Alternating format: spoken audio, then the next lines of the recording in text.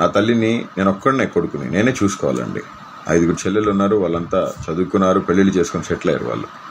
ఇప్పుడు నా కన్న తల్లికి తండ్రి లేడు, చనిపోయారు, నా తండ్రి చనిపోయారు. ఈ పరిస్థితుల్లో ఇంటర్మ్ బెయిల్ రాకుండా చేసేదానికి విధాల ప్రయత్నాలు చేశారు. కానీ హైకోర్టు మీద, ఉన్నతమైన న్యాయస్థానాల మీద నమ్మకం ఉంది మాకు. ఇప్పుడు కొత్తగా కావించింది ఏంటంటే నేను ఏదో ఫేక్ సర్టిఫికేట్. నేను అసలు ఫేక్ సర్టిఫికేట్ ఎలా పెడతానండి? నేను సెంట్రల్ ప్రిజన్లో ఉన్నాను, నేను జైల్లో ఉన్నాను. మెడికల్ సర్టిఫికేట్స్ మొత్తం మా వాళ్ళు అక్కడ సబ్మిట్ చేశారు కోర్టుకి. కోర్టు వారు దాన్ని చూసి నాకు ఇంటర్మ్ బెయిల్ ఇవ్వడం జరిగింది. మా కన్న తల్లి గారికి బైపాస్ సర్జరీ జరిగింది, ఓపెన్ హార్ట్ సర్జరీ జరిగింది. కాబట్టి మా కన్న తల్లి గారి దాని మీద నాకు ఇంటర్మ్ బెయిల్ వచ్చింది. కన్న తల్లిని చూసుకునేది నేను. కోర్టుని గౌరవించాను, అమితంగా గౌరవిస్తాం. ప్రాణం పోయినా వెనుతిరిగే ప్రసక్తి లేదు.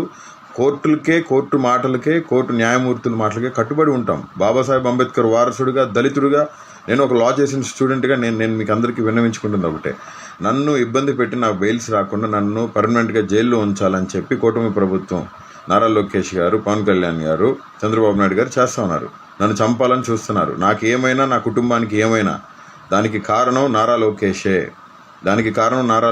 చంద్రబాబు నాయుడు, పవన్ కళ్యాణే. మరొకసారి తెలియజేస్తూ, నేను ఇంటర్మ్ బెయిల్ మీద ఉన్నాను. నా కన్న తల్లిని చూసేవాళ్ళు ఎవరు లేరండి, మాకు దిక్కెవరు లేరు.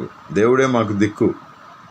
జగన్మోహన్ రెడ్డి గారే ఏదైనా, కన్న తండ్రి అయినా తల్లి అయినా, వైఎస్ఆర్సీపీ పార్టీ జగన్మోహన్ రెడ్డి గారే మా తండ్రి లాంటి వ్యక్తి.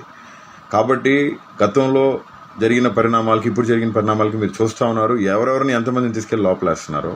దయచేసి కోర్టు మీద అమితమైన గౌరవం ఉంది, నా మీద తప్పుడు ఆరోపణలు చేస్తున్నారని నేను ఈ వీడియో రిలీజ్ చేస్తూ ఉన్నాను.